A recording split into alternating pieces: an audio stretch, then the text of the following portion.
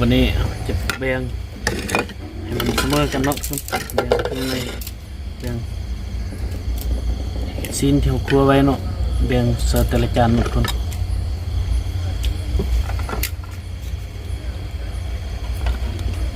เอาเจ็ด5 จานหมดคน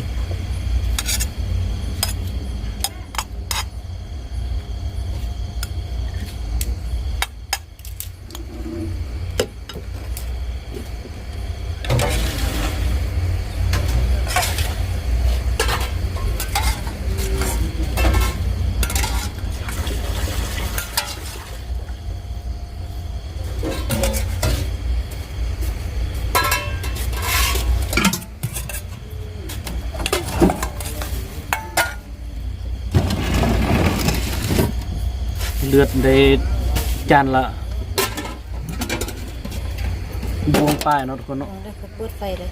บวงปลายเนาะทุกคน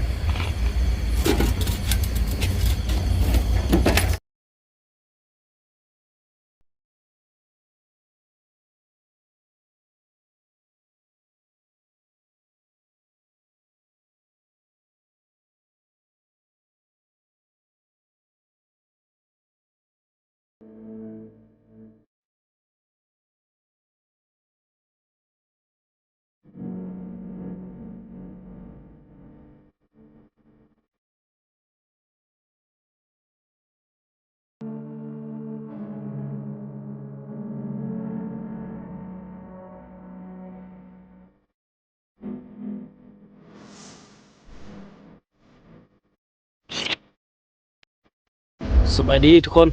วันนี้มาพบกับน้อยเซนโกเซนเคยเนาะวันนี้น้อยพาทุกคนมาเห็ดเลือดแปลงเป็ดเนาะทุกคนเนี่ยเขามีเป็ดกราบเนาะทุกคนแปลงเลือดเป็ดกราบเนาะทุกคนมาเห็ดเลือดแปลงเป็ดในวันนี้เป็ดนี่ก็ประมาณโลปลายน้อยนึงเนาะทุกคนเป็ดกราบวันนี้จะมาเห็ดเลือดแปลงเป็ดกราบเนาะทุกคนก่อนอื่นเราต้องมาปรุงน้ำกันเนาะเอาน้ำจืดหรือว่าน้ำดื่มเนาะผสมกับน้ำปลาจะเอาน้ำดื่มผสมกับน้ำปลากันเนาะทุกคนทุกคนตอนนี้เราจะเอาน้ำปลาเนาะทุกคนน้ำปลา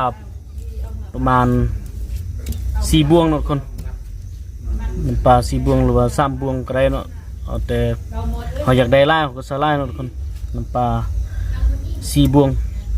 ต่อน้ำ7 บวงเนาะอันนี้เนาะถ้าอยากได้ไล่กว่านี้ก็เพิ่มน้ำปลาเพิ่มน้ำขึ้นอีกเนาะอันนี้น้ำปลา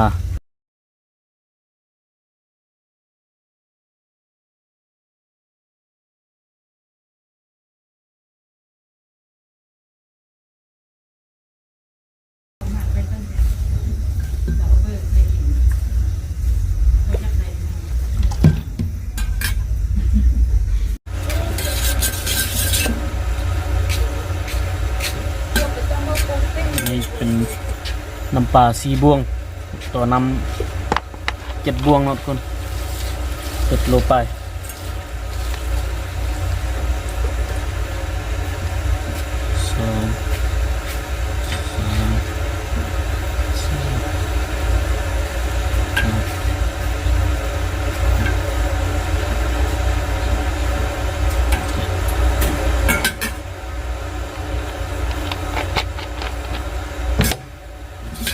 ส้มน้ำกับน้ำปลาเนาะทุกคนนี่น้ำปลา4น้ำ7 บวงเนาะทุกคน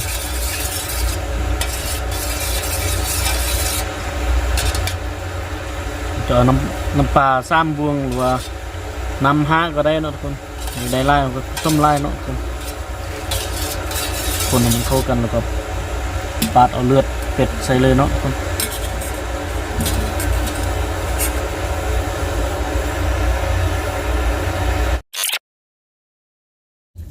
ทุกคนเราก็ได้เลือดมันมาเป็นที่เรียบร้อยนะทุกคนนี่เป็ดโลปลายนะทุกคนอันนี้เป็นเลือดเป็ดกราบวันนี้เราจะมาเห็ด เห็นหูวิธีเฮ็ดเลือดเป็ดกาบเนาะทุกคนอันนี้วิธีเฮ็ดเลือดเป็ดกาบมันก็คล้ายคือกันนั่นเลยเนาะเฮ็ดคือกันกับเลือดเป็ดเทศเลยเนาะทุกคนอาจจะปกไว้ก่อนเนาะเราจะเอาโตของมันครัวใส่เนาะนี่ต้มน้ำสดๆก่อนเดี๋ยวนี้ก็ครัวโตของมันเป็นที่เรียบร้อยเนาะแยกชิ้นส่วนเป็นที่เรียบร้อยวันนี้เราจะมาฝักเนาะประเภทซีนแล้วก็นั่งของมันแล้วก็เครื่องในเนาะก่อนฝักแล้วก็คั่วเพื่อที่จะมาปรุงแต่งใส่เลือดเนาะทุกคน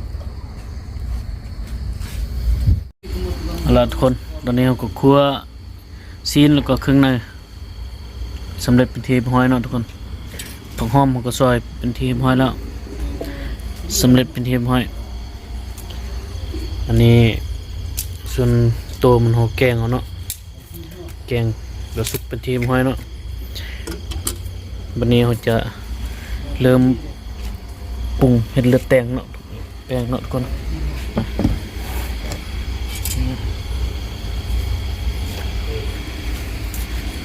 เริ่ม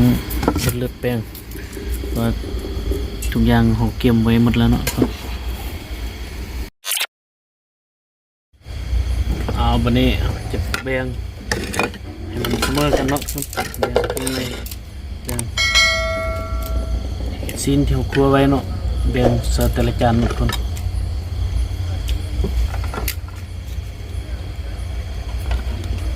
เอาจะ5 จานหมดทุกคน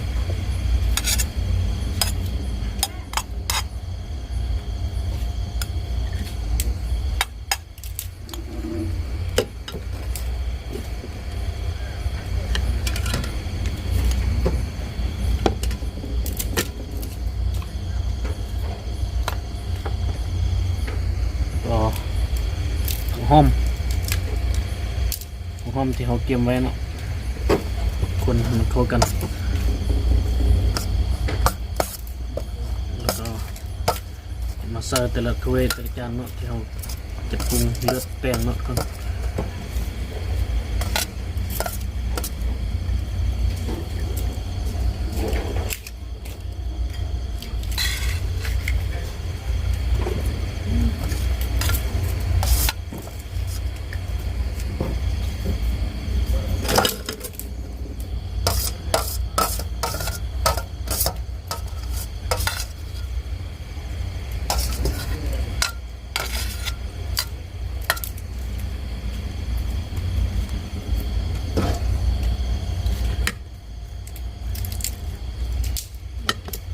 คนมันเข้ากันเนาะมัน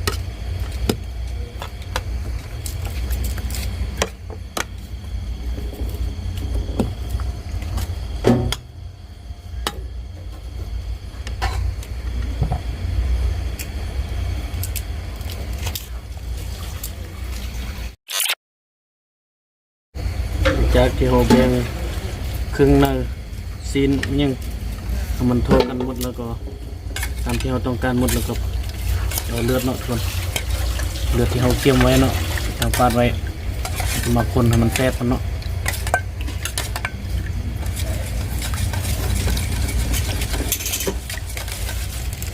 ถ้า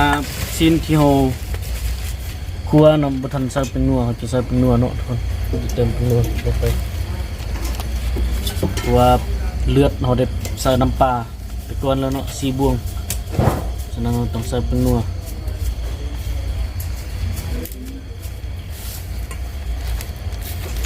ใส่แป้งนัวคนลงไปเนาะทุกคน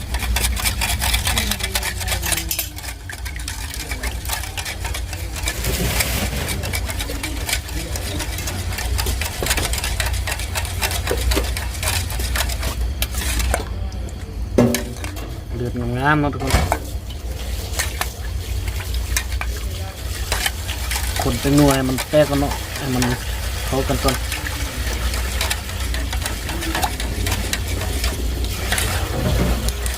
จะใส่กับซีนแล้วก็คั่วก็ได้เนาะแล้วก็มา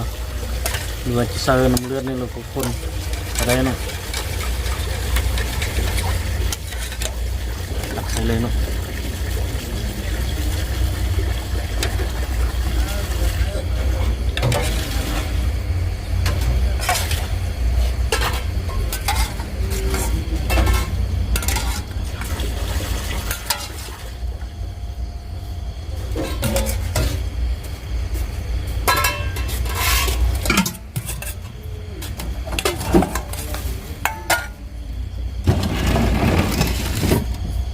เลือดได้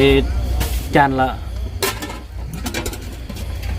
บวงปลายเนาะทุกคนเนาะ ได้เปิดไฟเลย บวงปลายเนาะทุกคน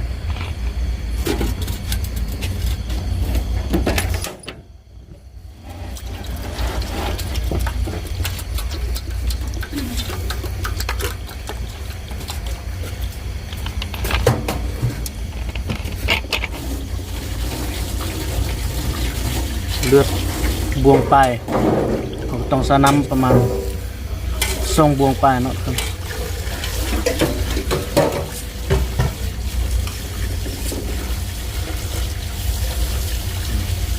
ประมาณนี้เนาะคนให้มันเข้ากันก่อนเนาะ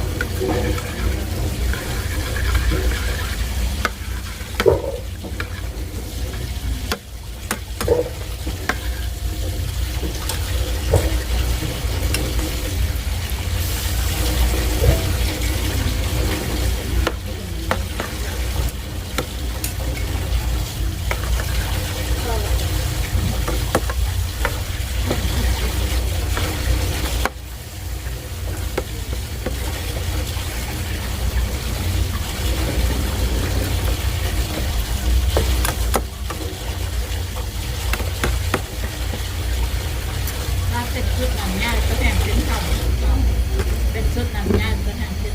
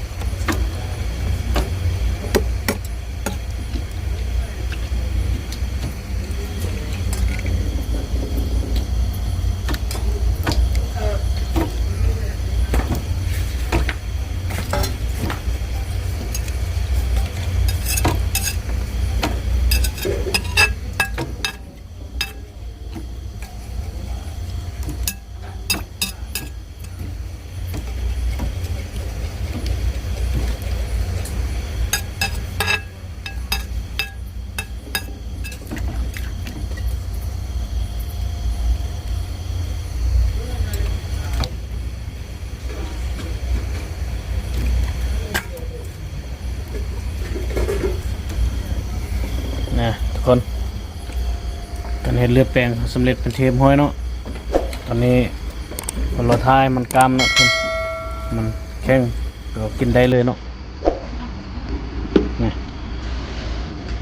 เลือดแปลงคือคัดเนาะเดี๋ยว5 จานเนาะจะเป็นเฟสกราฟตรงนี้เนาะสำเร็จเป็นเทปห้อย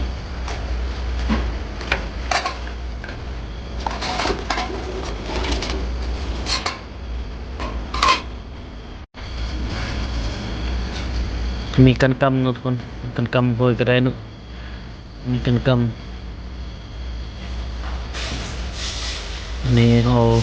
หัวชีไข่โรยหน้าเนาะเอาแต่สูตรของเพิ่มของมันเนาะถ้ามักก็ใส่บ่มักก็บ่ใส่เนาะทุกคน